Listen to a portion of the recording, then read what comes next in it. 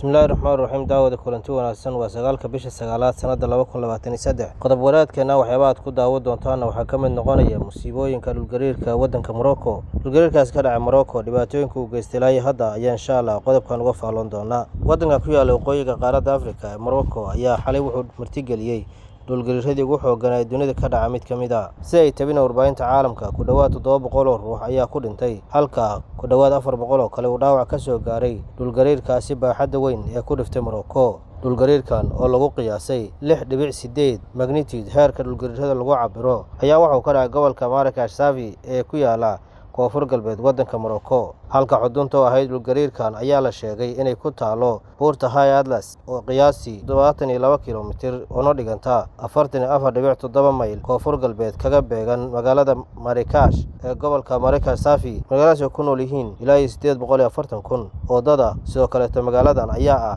magaalada dalxiis waana magaalada afraad ee ugu weyn wadanka Morocco kooxaha gurmadka degdega ayaa la tacaalaya badbaadinta iyo baadigoobka dadka dhibaatooyinku ka soo gaaray dhulgariirka iyo kuwa laga yaabo in dhismooyinka burburay hoostooda ay ku jiraan sida ay sheegtay waaxda xog ururinta deegaanka ee Mareykanka dhulgariirkan ku dhiftay waqooyi Afrika wadanka ku yaala ee Morocco ayaa kii ugu cuslaa ee dalkaasi ka dhaca ilaa iyo muddo xilligan warbixinta duubayo dadka la xaqiijiyay in dhinteen ayaa waxay gaarayaan 632 qofood halka dhaawacuna uu gaarayo 329 qofood saacadba saacada ka dambeysana waxaa sii kordhi kara tirada dadka ku waxyeeloobay dhulgariirkaasi baaxadda weyn ee ka dhacay Morocco inta badan wadamada caalamka sida qaramada midoobay midowga Yurub wadanka Faransiiska wadanka Hindiya ayaa dhamaantood tacsi iyo qoraal ay ku sheegayeen culayska la qaybsanay wadanka Morocco waxay soo gaarsiiyeen boqortooyada wadankaasi Morocco gobolka Marrakesh Safi ayaa la sheegay in korontadii iyo internetkii dhamaantood ay burbureen taasoo keeni karta in xogaal la heli karo ay aad u adkaadaan sidoo kale meelo badan oo gurmadka u baahan oo gobolkaasi kamid ah ayaan heli karin gurmadka u baahnaayeen maadaama aysan xogtooda soo gudbin karin dawladaha caalamku intooda badan waxay ku baaqayaan in gurmad degdeg ah lala gaaro wadankaasi Morocco shacabkiisa ay dhibaatada xooggan ay ku habsatay daawadayntaas ayaan ku saafmeeraynaa qodobkan uga hadlaynay dhibaatooyinka dhulgariirka wadanka Morocco intaan qodobkan la mid ah kulmin waxaan ka tahay si ay nabadgelyo